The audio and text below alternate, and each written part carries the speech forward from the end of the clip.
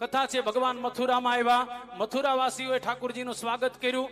સ્વાગતમાં અબીલ ગુલાલ કંકુ ઉડાડ્યું, ઠાકોરજીના વસ્ત્ર મેલા થઈ ગયા. ઠાકોરજી ધોબી ઘાટે ગયા મથુરામાં, આજે હોતે છે હો. ધોબી ઘાટે ગયા કૃષ્ણ. એક ધોબી હતો, ધોબીને કીધું ભાઈ અમારા વસ્ત્ર ધોઈ દે ને. આ ધોબીએ કનૈયાની મસ્કરી કરી અને જોરથી કનૈયાને ધક્કો માર્યો. ઠાકોરજીએ કીધું આમ થોડું હોય કાંઈ, અમે થોડું કાંઈ તારું બગાડ્યું છે તો મને ધક્કો મારે છે. બસ એ સમય ઠાકોરજીએ જોરથી મુષ્ટિકાનો પ્રહાર કર્યો અને ધોબીના પ્રાણ ગયા. પછી તો એને ગાંસડી હતી એને ખોલી, એમાં કપડા કાઢ્યા હતા તો કંસના વસ્ત્ર હતા. ઓ બધાય કંસના વસ્ત્ર કૃષ્ણએ પહેરી લીધા અને ક્યાં કંસના કપડા ને ક્યાં કનૈયો, એટલે બરાબર ફિટિંગ નહોતું આવતું. એટલે દરજી પાસે ગયા.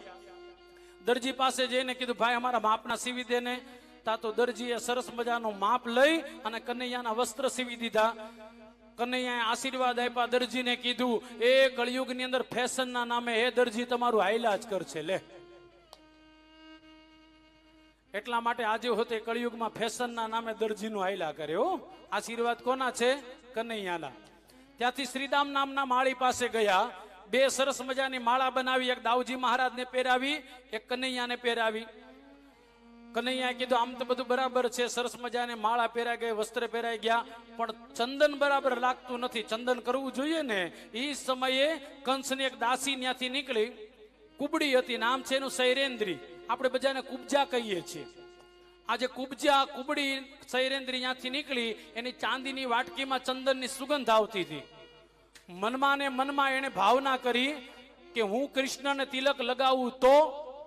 કનૈયા મનની વાત જાણી ગયો.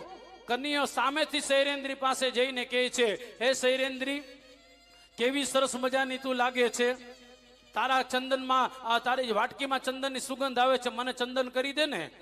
બસ એ સમયે સૈરેન્દ્રીએ ચંદન ઘોળી અને ઠાકોરજીના આખા કપાળમાં ચંદન કરી દીધું. ભગવાને કીધું તે મને ચંદન લગાડીને શીતળ બનાવીને, હવે હું તો પણ શીતળ બનાવી દઉં તને. અને પછી તો કથા છે ઠાકોરજીએ કુબજાના પગ ઉપર પગ મૂકી અને જોરથી દાઢી ખેંચી. એ કુબડી કુબજા હતી, એમાંથી સુંદર મજાની સ્ત્રી થઈ ગઈ. એકવાર જય જયકાર કરો, બોલ કૃષ્ણ કનૈયા લાલ કી જય. 4-5 જગ્યાએથી કુબડી હતી, ઓ સરસ મજાની સ્ત્રી થઈ ગઈ, નાચવા લાગી, કૂદવા લાગી. કનૈયાને કે તમે મારા ઘેરે ચાલો. કનૈયાએ કીધું આજે નહીં, આજે મામાનો દિવસ છે, મામાને મળી લો, કાલે તમારો વાર. અને પછી તો શ્રી કૃષ્ણ આવ્યા છે યુદ્ધ મેદાનની અંદર. યુદ્ધ મેદાનમાં આવ્યા, તમને બધાને ખબર જ છે. 5 મલ્લો ત્યાં હતા.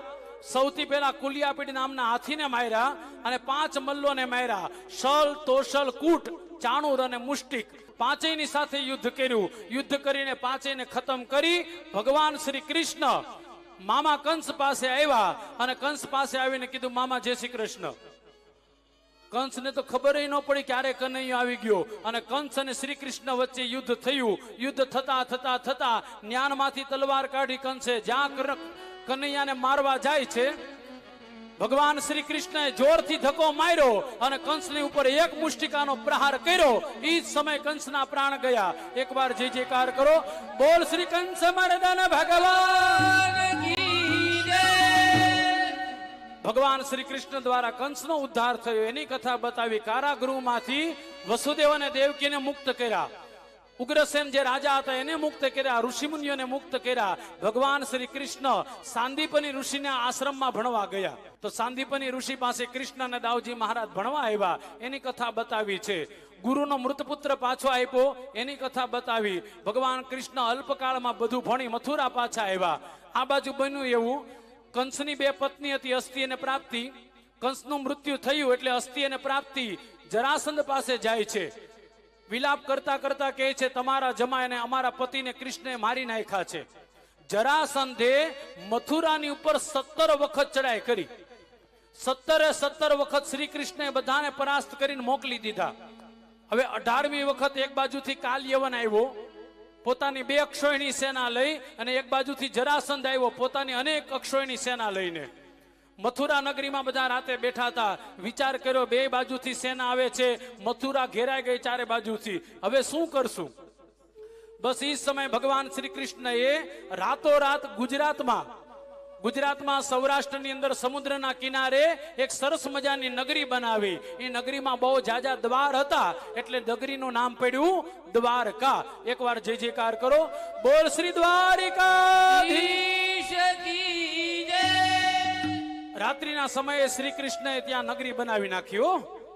મથુરાથી બધા યાદવોને ઉપાડી અને દ્વારકામાં પ્રસ્થાપિત કર્યા. સવાર પડતાની સાથે ભગવાન શ્રી કૃષ્ણ રણ છોડીને ભાગ્યા એટલે નામ પડ્યું કૃષ્ણનું રણછોડ. એકવાર જય જયકાર કરો. બોલ શ્રી રણછોડ.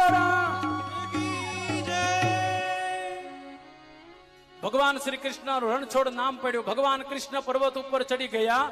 પાછળ કાલ્યવન આવતો હતો. કાલ્યવને આવી અને કૃષ્ણને મારવાની કોશિશ કરી. ભગવાન શ્રી કૃષ્ણ અંતર ધ્યાન થઈ ગયા. બીજી વાર મારવાની કોશિશ કરી. ભગવાન અંતર ધ્યાન થયા. ત્રીજી વાર મારવાની કોશિશ કરી. ભગવાન અંતર ધ્યાન થયા. અને ચોથી વાર મારવાની કોશિશ કરી. ભગવાન સંતાઈ ગયા. ભગવાન સંતાઈ ગયા ત્યારે કાલ્યવન ચારે બાજુ ગોતવા માંડ્યો. કનૈયો કેમ ગયો, કૃષ્ણ કેમ ગયા.